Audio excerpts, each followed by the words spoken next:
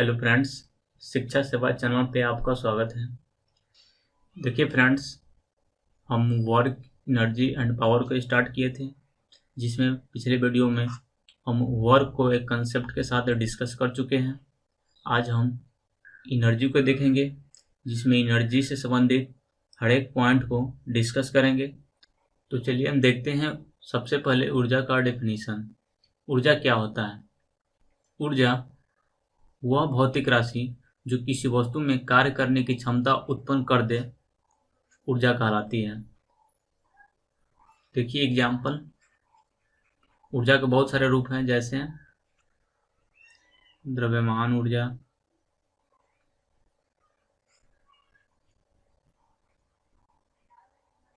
यांत्रिक ऊर्जा, गतिज ऊर्जा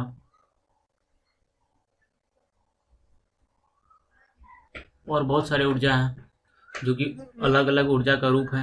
तो चलिए देखते हैं सबसे ऊर्जा से संबंधित कुछ इम्पोर्टेंट पॉइंट, जिसमें सबसे पहले हम एसआई यूनिट्स को देखते हैं।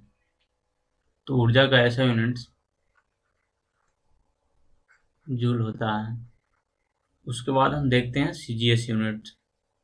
सीजीएस यूनिट अर्ग होता है। और हम देखते हैं डायमेंशन यानी बीमा। ऊर्जा का बीमा mL² T-2। चलिए हम देखते हैं नोट पॉइंट। नोट पॉइंट है सभी प्रकार की ऊर्जा का मात्रक और बीमा समान होता है, चाहे कोई भी ऊर्जा हो, गतिज ऊर्जा चाहे स्थितिज ऊर्जा। अगर आपसे आ जाए कि गतिज ऊर्जा का ऐसे मात्रक क्या है तो जूल, और गतिज ऊर्जा का बीमा क्या है तो mL² T-2। एक पॉइंट याद रखिएगा कि ऊर्जा अदिश राशि है, चाहे कोई भी ऊर्जा हो, जैसे स्थितिज ऊर्जा या गतिज ऊर्जा या द्रव्यमान ऊर्जा। सभी प्रकार की ऊर्जा अदिश राशि होती है और उसका मात्रक और बीमा समान होता है। ये था ऊर्जा से संबंधित कुछ पॉइंट, जिसको आप हमेशा याद रखिएगा। चलिए हम आगे देखते हैं। अब देखेंगे यांत्रिक ऊर्जा यानी मैकेनिकल एनर्जी। यांत्रिक ऊर्जा क्या होता है? देखिए, किसी वस्तु में उसकी गति या स्थिति के कारण जो ऊर्जा उत्पन्न होती है उसे हम यांत्रिक ऊर्जा कहते हैं, यानी मैकेनिकल एनर्जी कहते हैं। यांत्रिक ऊर्जा दो ऊर्जा से मिलकर बनी होती है, जिसमें पहला होता है गतिज ऊर्जा, दूसरा होता है स्थितिज ऊर्जा। तो इस प्रकार हम देखेंगे यांत्रिक ऊर्जा दो प्रकार की होती है, जिसमें पहला है गतिज ऊर्जा, दूसरा है स्थितिज ऊर्जा। इसको हम लोग काइनेटिक एनर्जी और इसको पोटेंशियल एनर्जी कहते हैं। और हम एक एक करके गतिज ऊर्जा क्या होता है, गतिज ऊर्जा से संबंधित इम्पोर्टेंट पॉइंट को डिस्कस करेंगे। तो चलिए देखते हैं गतिज ऊर्जा। Kinetic energy. गतिज ऊर्जा क्या होता है? अगर किसी वस्तु में गति के कारण अगर उसमें ऊर्जा उत्पन्न होती है तो उसको हम गतिज ऊर्जा कहते हैं, या किसी वस्तु के द्वारा गति के कारण कार्य करने की जो क्षमता होगी उसको हम गतिज ऊर्जा कहते हैं। गतिज ऊर्जा यानी काइनेटिक एनर्जी को के या ई के द्वारा सूचित करते हैं। अब देखिए, हम देखते हैं गतिज ऊर्जा का फॉर्मूला क्या होता है। इसका जो फॉर्मूला होता है 1/2 mv², जहाँ m हो जाएगा मास, v हो जाएगा वेलोसिटी। एक और हम इससे फॉर्मूला निकाल सकते हैं, जैसे देखिए काइनेटिक एनर्जी बराबर 1/2 m। यहाँ पे देखिए वेलोसिटी है। वेलोसिटी अगर दो वेलोसिटी हो, जिसमें पहला अगर इनिशियल वेलोसिटी और दूसरा फाइनल वेलोसिटी, तब इसका फॉर्मूला इस तरह हो जाएगा v² - u², जहाँ पे v फाइनल वेलोसिटी है और u इनिशियल वेलोसिटी है। इस पर भी कभी कभी क्वेश्चन आते हैं। अब हम देखेंगे कि इस फॉर्मूला पे आधारित क्वेश्चन एग्जाम में किस तरह आते हैं। तो चलिए देखते हैं क्वेश्चन। क्वेश्चन क्या है, यदि किसी वस्तु का वेग 4 गुना कर दिया जाए तो उस वस्तु की गतिज ऊर्जा कितना गुना हो जाएगी। हम लोग अभी जान चुके हैं कि जो काइनेटिक एनर्जी होता है 1/2 mv² होता है, जिसको हम इक्वेशन फर्स्ट मानते हैं। अब देखिए कह रहा है किसी वस्तु का वेग 4 गुना कर दिया जाए, यानी जो वेग है उसको 4 गुना कर दिया जाए। तो अब देखिए जो नया गतिज ऊर्जा हो जाएगा वो कितना गुना होगा। तो नया काइनेटिक एनर्जी 1/2 am, देखिए v के जगह पे v को 4 गुना कर दिया जा रहा है, 4 और इसका स्क्वायर। देखिए 1/2 am, इसका स्क्वायर कीजिएगा हो जाएगा 16v²। और देखिए हम इस 16 को यहाँ पे शुरू में कर लेते हैं तो हो जाएगा 1/2 amv²। तो नया जो काइनेटिक एनर्जी आएगा 16, देखिए 1/2 mv² के जगह पे क्या लिख सकते हैं, काइनेटिक एनर्जी लिख सकते हैं पुराना वाला, तो हो जाएगा 21। तो आप यहाँ से देख सकते हैं कि जो गतिज ऊर्जा है वो 16 गुना हो जाएगी। तो आपको याद करने की कोई ज़रूरत नहीं है, आप निकालना सीख लीजिएगा। तो यहाँ पे तो 4 गुना है या 2 गुना या कितना भी गुना करके क्वेश्चन है तो आप आसानी से बता सकते हैं। याद करने से आप कंफ्यूज हो सकते हैं। या एक और चीज़ देखिए, जैसे काइनेटिक एनर्जी 1/2 mv²। आपसे क्वेश्चन ये भी आ सकता है काइनेटिक एनर्जी किस पर डिपेंड करती है। तो काइनेटिक एनर्जी द्रव्यमान और वेलोसिटी पर डिपेंड करती है। सिर्फ वेलोसिटी को अगर हम आधा दोगुना करेंगे तो काइनेटिक एनर्जी बदल जाएगी, लेकिन अगर हम द्रव्यमान को दोगुना करें तो गतिज ऊर्जा भी दोगुना हो जाएगी। अगर हम द्रव्यमान को आधा करें तो गतिज ऊर्जा भी आधी हो जाएगी। द्रव्यमान को जितना भी गुना किया जाएगा गतिज ऊर्जा उतना गुना हो जाएगी, लेकिन वेलोसिटी को अगर हम गुना करते हैं तो गतिज ऊर्जा बदल जाएगी। अब हम देखेंगे संवेग और गतिज ऊर्जा में संबंध, यानी relation between kinetic energy and momentum. संवेग और गतिज ऊर्जा में क्या रिलेशन है। हम जानते हैं कि काइनेटिक एनर्जी बराबर होता है 1/2 mv²। हम क्या करेंगे, अंश और हर दोनों में द्रव्यमान से गुना कर देंगे। जैसे देखिए 1/2 mv², यहाँ पे भी m से, अंश में भी m से गुना करेंगे और हर में m से भी। दोनों का अगर इसको अगर काट देते फिर 1/2 mv² ही रह जाएगा। अब देखिए जब इसको कैलकुलेशन कीजिएगा m² v² हो जाएगा 2m। काइनेटिक एनर्जी बराबर, देखिए इसको हम इस तरह लिख सकते हैं mv² बटा 2m। अब एक चीज यहाँ पे ध्यान दीजिए, देखिए P होता है संवेग।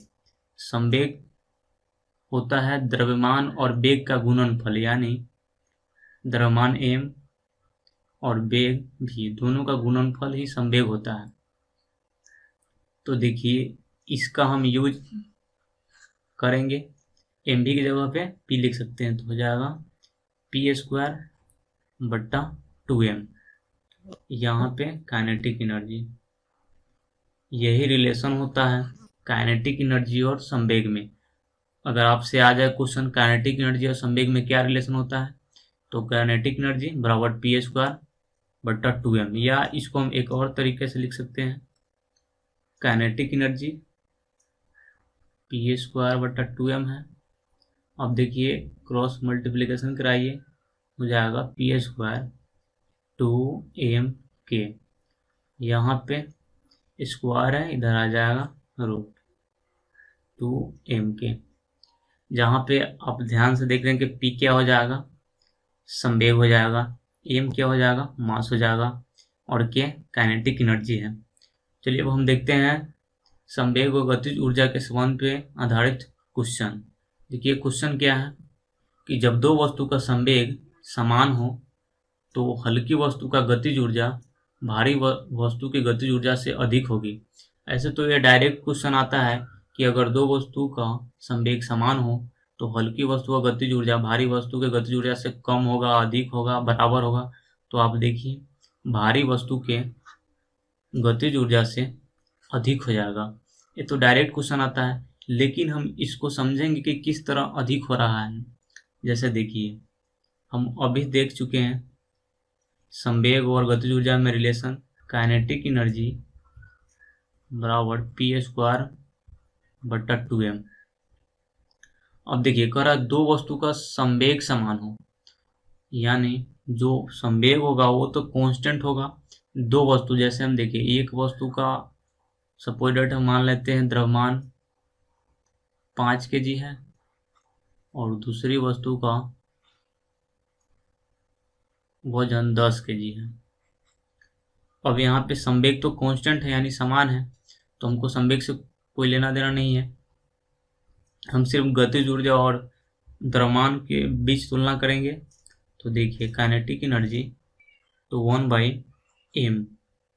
और हम हल्की वस्तु का सबसे पहले गतिज ऊर्जा निकालते हैं। हल्की वस्तु का तो देखिए काइनेटिक एनर्जी बराबर, देखिए हल्की वस्तु 5 kg है तो 1/5 हो जाएगा 0.2। गतिज ऊर्जा है तो गतिज ऊर्जा का ऐसा यूनिट्स जूल होता है, तो 0.2 जूल।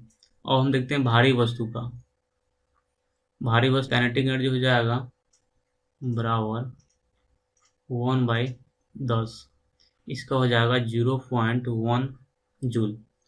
तो आप यहाँ देख सकते हैं कि जो हल्की वस्तु का गतिज ऊर्जा था वो भारी वस्तु के गतिज ऊर्जा से अधिक है। यहाँ पे 0.1 जूल और यहाँ पे 0.2 जूल है। चलिए एक और क्वेश्चन देखते हैं। जब दो वस्तु का गतिज ऊर्जा समान हो, यानी काइनेटिक एनर्जी 1 यहाँ पे 2 दोनों समान हो, तब हल्की वस्तु का संवेग भारी वस्तु के संवेग से कम होता है। वो हम देखेंगे कैसे कम होता है। जैसे हम ऊपर पढ़ चुके हैं कि गतिज ऊर्जा और संवेग में रिलेशन होता है काइनेटिक एनर्जी बराबर p²/2m। यहाँ पे गतिज ऊर्जा समान है, इसका मतलब हम गतिज ऊर्जा को कांस्टेंट रखेंगे, तब फॉर्मूला हो जाएगा p² बराबर, और 2 को भी कांस्टेंट रखेंगे तो हो जाएगा p² बराबर m। सबसे पहले दो वस्तु का द्रव्यमान मान लेते हैं। m1 बराबर 4 kg और m2 बराबर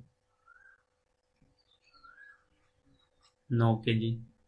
अब देखिए सबसे पहले हम हल्की वस्तु का संवेग निकालते हैं। हल्की वस्तु का संवेग p² बराबर m। अब देखिए p² m की जगह पे 4 रख दीजिए, यहाँ पे स्क्वायर है, यहाँ पे वर्गमूल आ जाएगा, इसका मतलब p का वैल्यू निकल जाएगा 2 kg मीटर पर सेकेंड। तो हम भारी वस्तु का निकालते हैं। भारी वस्तु यानी p बराबर m, और यहाँ पे दूसरा वस्तु है यहाँ m2, इसका मान है 9 kg, तो रखते हैं 9। p का यहाँ पे वैल्यू आ जाएगा 3 kg मीटर पर सेकेंड। तो आप यहाँ देख रहे हैं कि हल्की वस्तु का संवेग भारी वस्तु के संवेग से कम है। अब हम देखेंगे गतिज ऊर्जा का कुछ एग्जाम्पल। पहला है जमीन पर दौड़ता हुआ बालक, ये गतिज ऊर्जा का उदाहरण है। दूसरा देखिए बंदूक से दागी गई गोली। आप जानते हैं कि बंदूक से अगर कोई भी गोली छोड़ते हैं तो वो गति के कारण आगे बढ़ता है, वो भी सीधी रेखा में।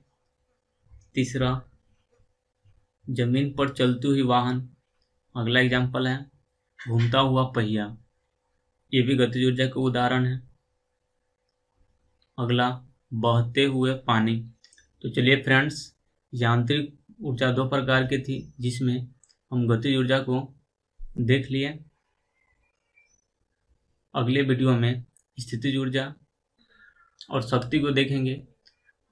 अगर आपको ये वीडियो पसंद आया हो तो इस वीडियो को लाइक और चैनल को सब्सक्राइब जरूर करें। मिलते हैं नेक्स्ट वीडियो में। इस वीडियो को देखने के लिए आपका बहुत बहुत धन्यवाद।